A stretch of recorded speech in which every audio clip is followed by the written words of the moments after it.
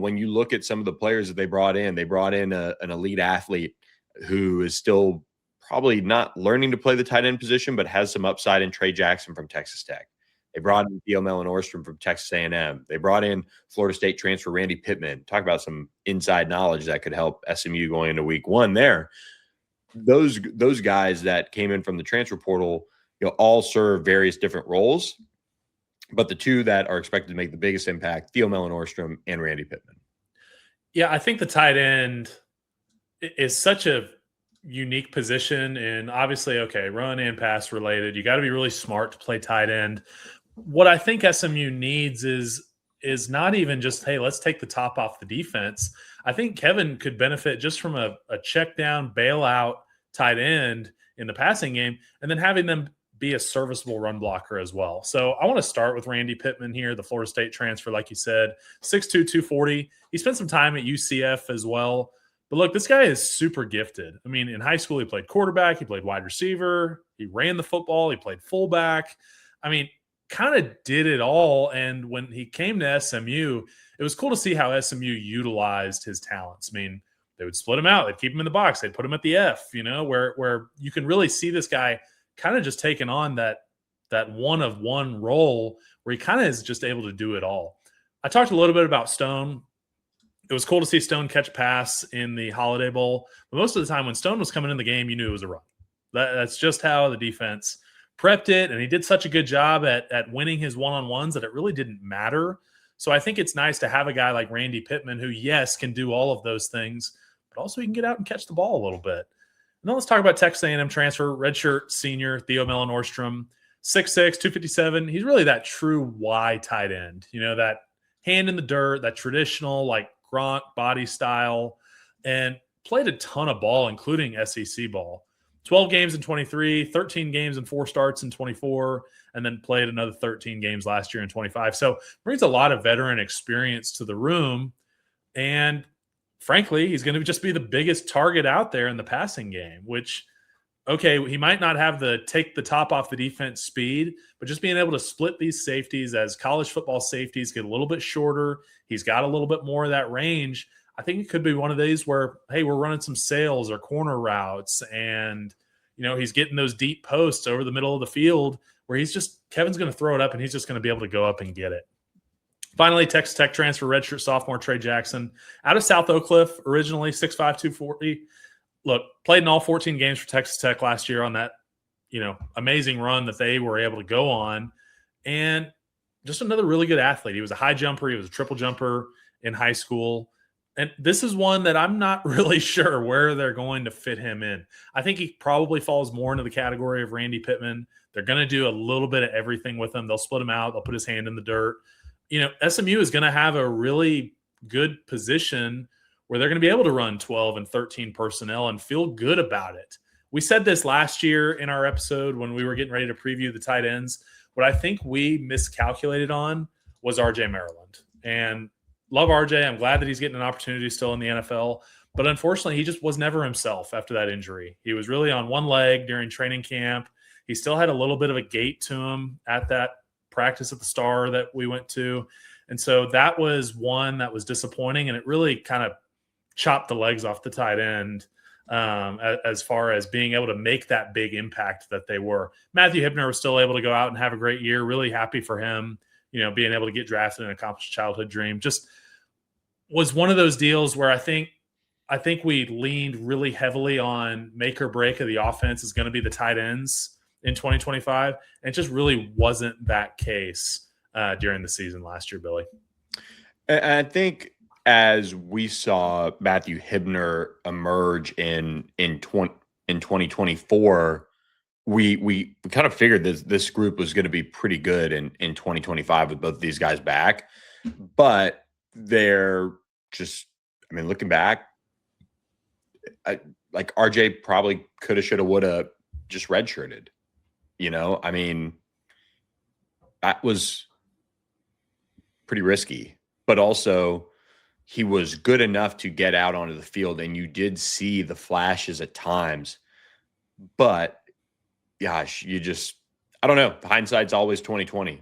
But he did run well enough at his pro day, and he actually worked out really well, and he got his opportunity. So there's a path where he's going to end up being in the league for a long time, and I hope, you know, a full offseason and all of those things removed, he's able to be that guy and go from undrafted to, you know, being a good target for Jordan Love. So hopefully he makes it and steps up for SMU in the league to keep the tight end train rolling. I think Hibner is going to do that already, but you know, when you see this group, there is some thought that at least the 1-2 punch, it's going to be better than 2025. And it like, I don't know if they're going to be able to top Hibner at his best, because that's a tough ask. But man, Theo Mellon-Orstrom's like 6'5", 250. I mean, he's built similar to Hibner. Randy Pittman's pretty freaky in terms of what he can do. He had some great catches in the spring.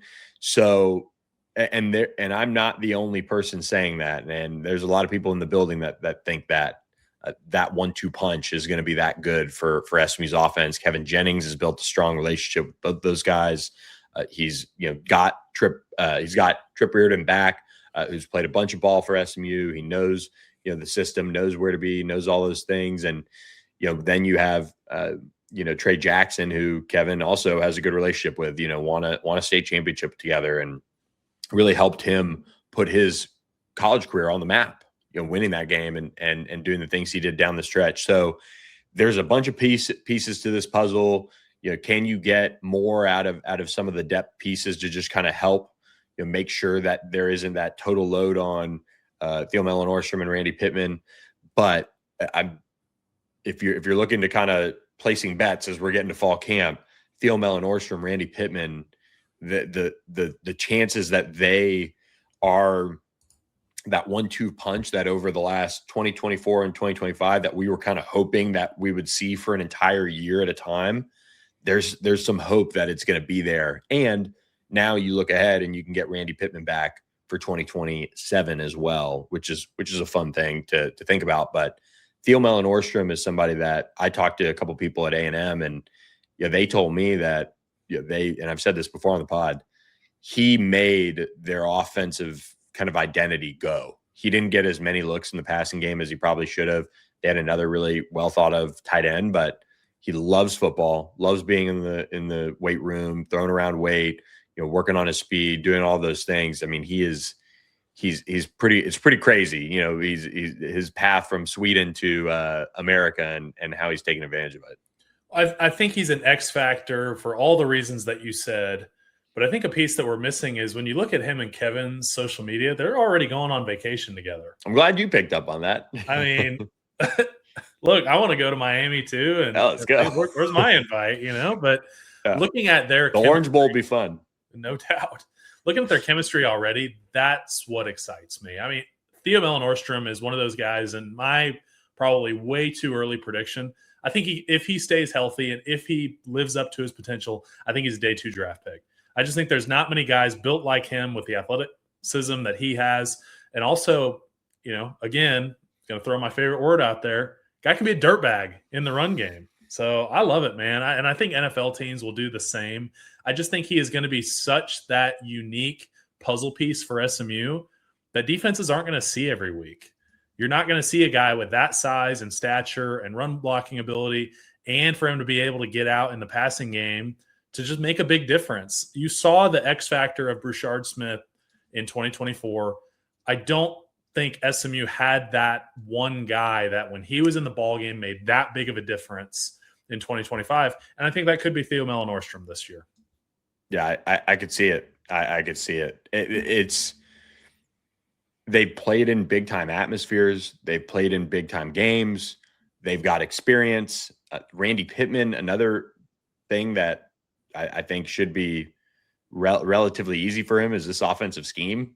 From a lingo, from a how you line up, all those things, it should be pretty straightforward to him. And on top of that, he can probably speak to what it's like at FSU right now too, and which is, I think, if given the choice, SMU needs to win week 1 versus week 3, even though you could say the win against Louisville might be more valuable in terms of preseason things and where most people have those two teams going.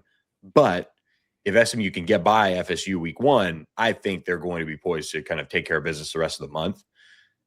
So putting everything kind of into that Florida State game, having that conversation of, hey guys, here's some of the things that I saw in practice day in, day out against so-and-so. Here's what Jabril Rawls might do to you, in the secondary. Here's what so-and-so does on the back end that makes things difficult.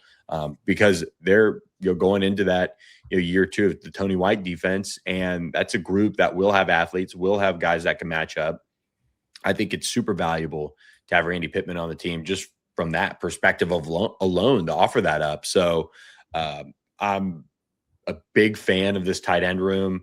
If you rank the starters, they might be one of my top 3 units on this SMU football team. I know that's high praise, but it's kind of like Kevin Jennings and at quarterback, and then you look around and you probably maybe say linebacker, and then I would probably say tight end, and it's kind of the offensive line's fault that they have 5. So they have a couple that they're, it's not a PJ Addison Josh thing. It's just that, they got 2 empty spots they got to replace. And I think that highly of Theo Mellon-Nordstrom and Randy Pittman.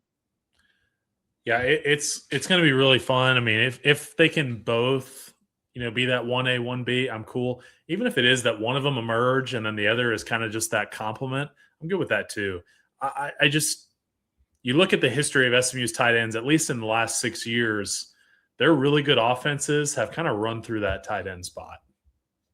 So it's going to be really interesting.